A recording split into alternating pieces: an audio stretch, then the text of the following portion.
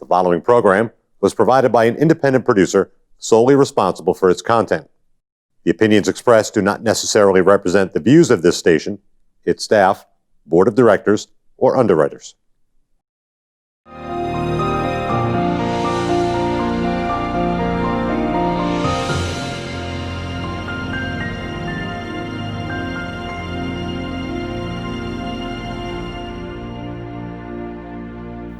Hello, everyone, and help me welcome Rosemary Russell from Ward 1, running for the State House of Representatives.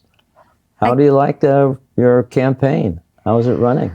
I have to say it's going really well, Carl. Good. You know, I've been fortunate to have learned quite a bit from a couple of former aldermen here in Nashua, so Dan Moriarty and Dave McLaughlin. So they have taught me a lot about how to plan and execute a campaign. Good. And so that's really been very helpful. And so I think it's going really well. I've spent a lot of time on the doors. I was started to go out, I think it was in late August. So I've already hit well over 1,000 doors. Wow. And have a few hundred more to go in the next couple of weeks. Well, it looks like you picked up right well for a first timer. I mean, it's a little bit difficult the first time you run just because it's different. It's something you have to talk about yourself to everybody. And yeah, that's true. So that is the difference, because in the past, you know, for 7 years now, I've been involved in helping other candidates get elected. And it was a bit of a shift to actually now start promoting myself on the doors. And so, again, I leaned on Dan Moriarty a little bit, and he was able to help me with some of that and gain some confidence. And so it's going really well. So, and I've always enjoyed going door to door anyway. I really enjoy meeting the voters. Well, I know you're very active in the Republican organization, being your secretary now, and that keeps you, tied up a little bit. But how do you fit it in with all the other things you're doing? I guess people probably wonder that I like to stay busy. So I am busy. I have a great job, and that's somewhat demanding, but I'm able to balance that. Luckily, I'm able to work from home, so that helps a lot, and I have some flexibility there. And then with the campaign, that takes on quite a bit of my time. And then this year with COVID, I'm not training as much as I have been, but I'm also a triathlete, so finished my first half Iron last year. Wow. Yeah, so I spend a lot of time actually, training for something like that with the bike, swim, bike, and run. So you'll be in shape for some of those long sessions then up there. Right, and I was kind of giggling to myself as I'm going on the campaign trail. It's an endurance event, trying to go door to door for several hours a day, and trying to make sure that I have the stamina for that. So what are you hearing? What are the voters saying? What's their interest? So what I'm hearing for the voters that I'm going to and talking to is that it really seems clear that they're aligned with why I'm running. And why I'm running is I'm trying to keep New Hampshire, New Hampshire. And so that message really resonates with the people that I've been speaking to. They're concerned too, that they feel as though we're at risk of New Hampshire becoming more like a Massachusetts North. And that's something that people just don't want. Right. A lot of people moved here if they weren't born and bred here and still here as children, raised in the state, but people that came in from out of state, they were attracted to, what New Hampshire has to offer. Yeah. And that's what I'm hearing, that they want to make sure they have representation in Concord to make sure that we're maintaining our freedoms, less regulation, less restrictions, and of course, blocking an income and a sales tax. I haven't found anybody that says, I want that. Well, that's good. New Hampshire is somewhat unique. I think we want to live a different way. We want to have a freedom of choice, and we want to have a normal life where we are not worried about, where some of the big states are having problems with a little bit of revolt, if you want, or whatever. Right. And the direction of controls that the state imposes upon their members. So I think here we expect to have a little bit more openness and a little bit more freedom to do what we think we could do, as long as it's not unlawful. Right. I think a lot of it comes down to personal responsibility, right? That's one thing that I think a lot of people that live in New Hampshire share as a common value and something that's important to them. And that's one thing that I want to make sure that we're able to maintain. You know, we know what is right for us within, you know, some guardrails there, like you said, as long as it's lawful and everything. But leave it up to the residents and the residents of New Hampshire to make that decision from a personal responsibility standpoint. So this is what is in your literature that you're handing out? Yeah. This is what you tell the people? I do, yes. And they're reacting very well to it, I guess. They do, right. You know, because I do talk about the fact that I'm a fiscal conservative, and so most people can relate to that. You know, they want to keep money in their wallets. That's right. We can spend it better than the government does. Right? And we want to be able to. That's right. So, you know, a lot of people are concerned about the high property taxes that we have here in Nashua, and it doesn't seem like we're going to have much reprieve from that anytime soon. I won't go down that avenue, but from the things that I'm hearing. Well, that's true. It's in the paper just locally. It's too many things that they want to spend money on. I mean, everything seems to be nice, but do you have to do it right away? I think is one thing we should say. You know, is that necessary right now? Is that viable? Is that the best way of doing it?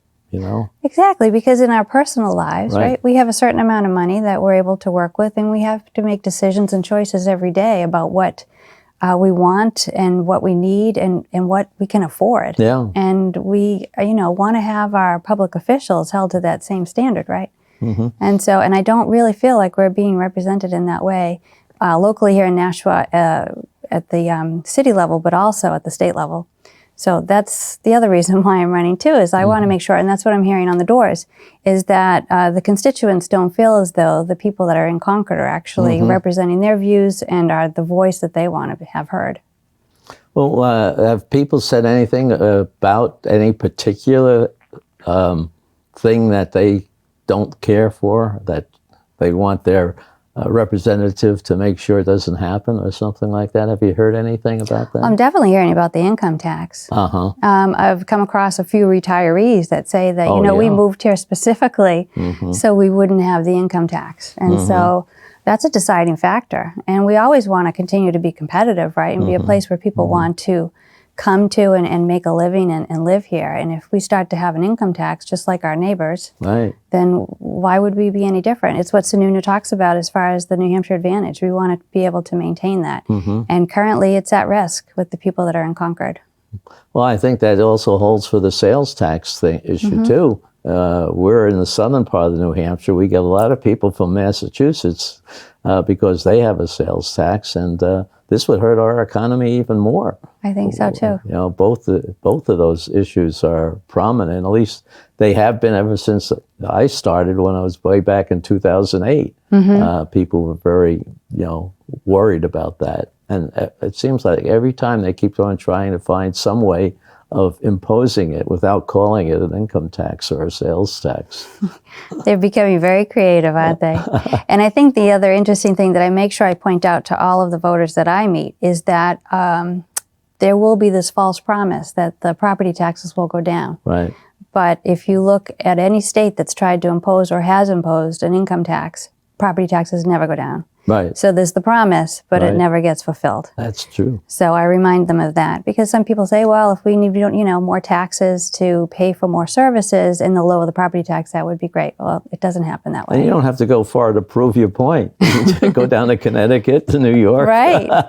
New Jersey, every one of them. Exactly. You know? So what do you think that the governor should be doing in the state about making it a better state? Is there anything that he can do?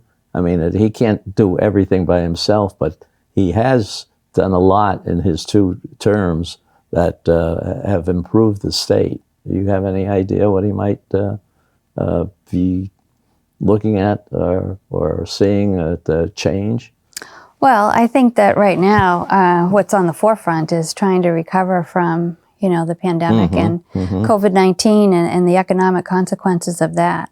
So one of the things that I really respect about Governor Sununu is that he doesn't seem to try to make decisions in a vacuum. Right. I really respect that he leans on a team of experts. And so I have confidence that he's going to do that with this as well. Given what he did when he first came into office too, looking at the way things were spent here in the state and being able to cut the budget and still provide services and then send the money back to the cities and towns, that I thought was very impressive. So I think that is going to have to be his focus in this next term, to make sure that we get ourselves back on our feet. Well, I think he was smart in doing that income tax cut for the businesses because, again, they wound up getting more money in after they cut it than they were planning on when it was higher. Right, exactly. That's one thing that he's kept up. And fortunately, I don't know how we did it, but with the virus and everything, we still had enough income so we didn't get the automatic tax increase that was in the bill.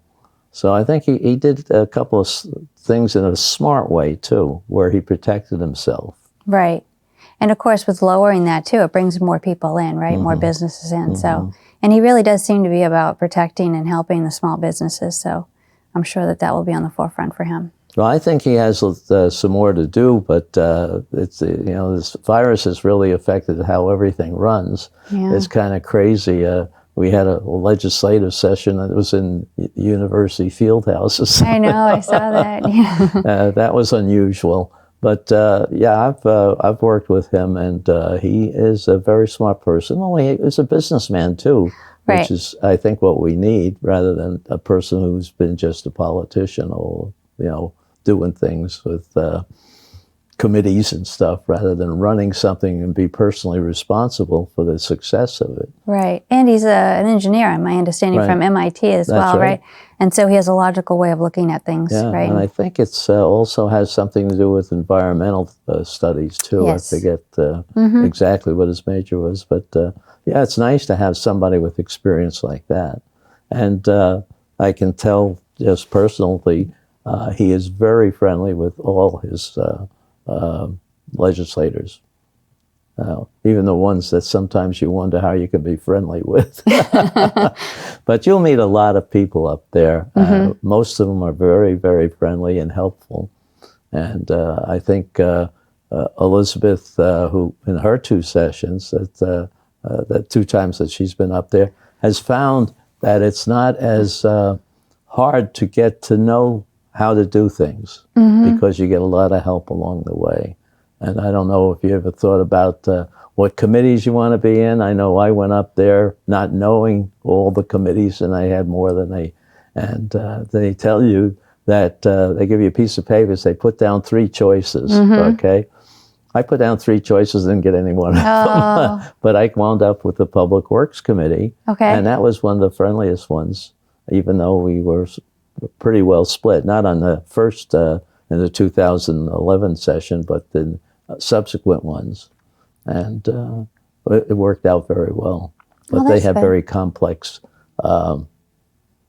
programs. They don't have a lot of individual legislation, but you have to do the capital expenses. You have to do the, what was the other one? Not capital expenses, but the way they share their money in the road bill, which is all the make the roads and improvements for all the transportation type of things. But every committee is different, and every committee is run a little bit differently. And I think you'll adapt pretty quickly to. I think so too. A couple of things there is. I don't know a lot about the committees. 2 that are appealing to me would be Health and Human Services. I have a background in psychology and counseling, so mental health and behavioral sciences. So I was educated at Rivier University. So I would love to be able to leverage that background if I could. Although, from what I understand, that's a difficult committee to get assigned to. It's difficult, but you talk to Don LeBrun. He was on there. In fact, he was vice chairman in his last years. And he helped run it. And it takes over 40% of the budget. So it is the largest committee from that standpoint. Okay. That's one. And then I'm not sure if it's what it's actually called, but something to do with, say, the forestry and I think it's wildlife management, maybe. Oh, yeah. Yeah. Yeah. So I'm interested in that as well. Fish and Game Committee. Right, that Okay. one. That's the one. Yes, I couldn't think of the name. Right. So those are a couple that I've thought about. But I'm open, and in my professional life, Yeah. I've been doing consulting for a few years now, and so when you do that, you're not necessarily set in your ways. You go to a new company, and you need to adapt, make new relationships, build those networks, and so this would be very similar for me. And Yeah, it's nice if you have something in your background that you can add, from a personal experience, which a lot of times is very helpful. I've seen that happen a couple of times up there, where somebody brought a skill. Well, I did that program for so and so company, there you go, right. and yeah, you can do that. I know one big one that I think it happened around 2011 or 12. Is when they decided that the judicial end would combine all their courthouses on one single call center. And the call center was up in Concord. And all the people, instead of each county having its own call center, which was usually handled in some of the smaller counties, by somebody who had two other jobs too, and it was always they were having problems with communications with people who, from the outside who didn't know anything about what they were supposed to be doing, and there wasn't always a person who was experienced in telling them what they had to do to, get a lawsuit in or whatever, and it worked out better. They wound up. We told them we had to essentially bribe them. We would approve a big expenditure that they wanted for one thing. If they set up a call center that would handle all the inquiries. So they had people, each one represented one county, but they all talked together. Oh, okay. So they could solve problems that were similar. Oh, that was great, yeah. And they wound up being much more efficient with half the staff that they had, and it was less expensive because they were all in one office building. Oh, that's great. And that was somebody who had done that for a company. Oh, I see. Right, and they brought that. Right. And he said, "This is what you have to do," and he helped monitor it as they implemented it, and it worked wonderful. Well, I hope I can bring some fresh perspective since I would be new to this environment.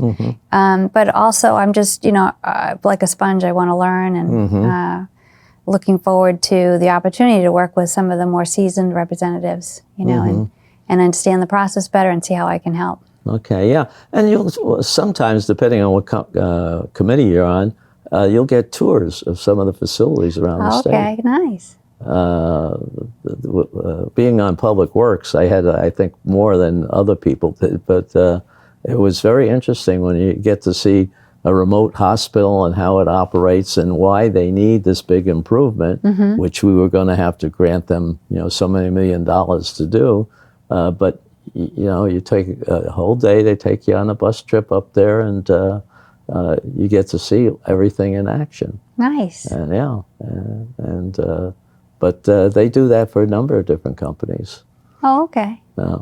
And you'll see, you'll be working sometimes with, you're sharing some bills with another committee.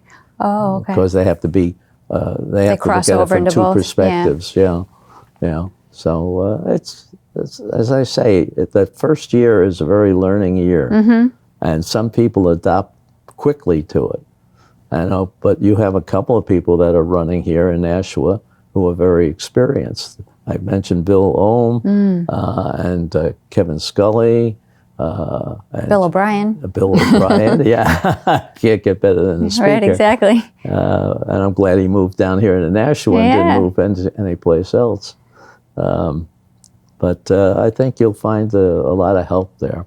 And the other thing, you do get other support. Even though you have to write legislation, sometimes you get somebody that go with you and help you out on the technical aspect of it.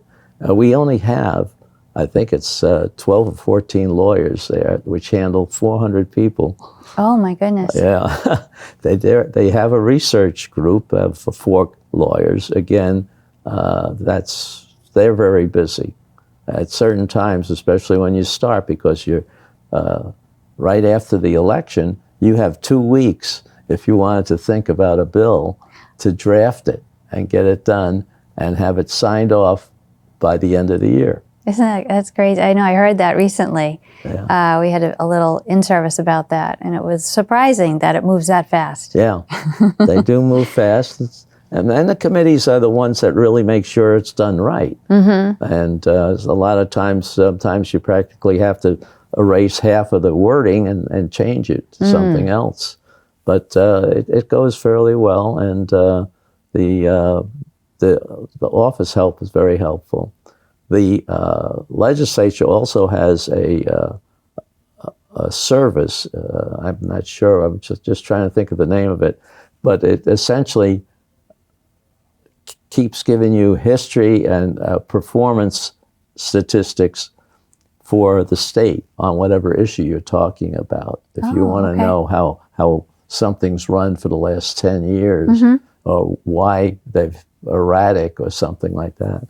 And another place you might find something interesting, and which I did only after my 3rd term, is the audit system. Okay. They have an audit there. They do a business audit of both the financial end and the physical end in terms of what they were supposed to do. Did they do it, and did they do it right? And tell you, well, you got to correct this type of operation in the Public Works Department or something like that. So those things are very good to give you a background and some data that you may need it in some whatever argument, if you have, pro or con on some of these bills. Okay, good to know. You get a lot of different things. Well, I'll be calling you probably for some advice too and some information. I'll be happy to help you anytime you want. It is interesting. I really liked my time up there. I met a lot of nice people, and I learned a lot about the state, which I think is something you want to know anyway. Yeah. But you get a deeper feeling for it by talking with the people who've been up there. Some of them may be too long, but I always wonder about that. I appreciate the people who have the experience and can help, but I don't appreciate some people who can be just one pain up there and don't earn their $100 a year. So you have any other questions or anything you want to tell our audience and how your committee's going and any help you need? Oh, well, we're getting down there, right? It's about 2 weeks tomorrow. Yeah. So no, just, busy out on the doors, doing some sign waves here and there, getting the mailers out. So be on the lookout for those. We'll be hitting home soon. You should be getting one. And that I am looking forward to having the opportunity to be that fiscal conservative voice and represent the residents of Ward 1. Okay, good. And can they contact you? How do they contact you if they have questions? well, I have on my website, which is, I think, if I can remember that, I always cut and paste it. So I believe it is russell4nhstaterep.com. Okay. And it's the same for my email, which is russell4NewHampshireStateRep@gmail.com. Okay. I'm also on Facebook, so you can look me up there. And actually been trying to leverage Facebook social media digital campaigns, which I had dabbled in that a little bit when working with Dan on his campaign in the past, but I have done quite a bit of it this time, and it seems to be pretty effective. Well, remind me to give you the sheet so that you can copy this and put it in your Facebook. Oh, I will. I'll be promoting it for sure. Okay, yeah. Well, I know you helped me get it with my shows on the... Oh, that's right. Yes, on the website. Yeah, on the website. Yeah, and I've been very busy. I'm not sure if you've noticed a couple of my signs in town. Yes, oh yeah. Yeah. So that's been fun. Yes, you do. And I've been busy trying to get those posted because they Good. say, I thought I heard something recently that a voter needs to see the name 7 times for it actually to register. Oh, yeah? Yes, so there's all types of psychology behind running campaigns. And so I'm hoping, I've learned a lot over the last several years and trying to make sure that I use that and making sure I get my name out there because I am a newbie. Definitely, yeah. That's part of one of the things that I need to overcome is the name recognition. I don't have that. Well, you So- think we're going to have more people voting on this election? I do. I think if you look at the federal level, and that's one thing when I go door to door, a lot of times people want to talk about the federal race, Yeah. and I'll talk about that a little bit, but I need them to, because they have very definite views on the federal race, but I want them to really look and think about how their vote matters here in the state. And making that decision and understanding really on the local elections, whether it's the state elections or the municipal election next year, those really have the most impact on your wallet and your day-to-day living. So trying to educate voters on that as well. So I do think there's going to be an amazing amount of voter turnout between the absentee votes, because I know there's already some processes going on to make sure that we're collecting all of those. They're having some early voting here in Nashua. And then also just at the polls itself. But I will say, and I'm not sure if you noticed it on primary day, for those people that haven't voted yet, primary day, I thought Ward 1 at the Broad Street School did an excellent job making sure that it was a safe environment. So that's my message that, feel comfortable to vote in person. Yeah. They require that you have a mask on. They have the hand sanitizer there. Every person gets their own personal pen that you can take with you. And dispose of, so there's no reusing of things. I thought it was very safe. I did that, and I can say if you time it right, you walk in and you walk right out. Right, I'm not sure if we'll have that option, but if you stay away from the heavy traffic times that we know are going to be in the morning and after work, middle of the day if you can. That's the hard thing. Well, it also goes to 8 o'clock at night. Yes. That last hour is pretty slow.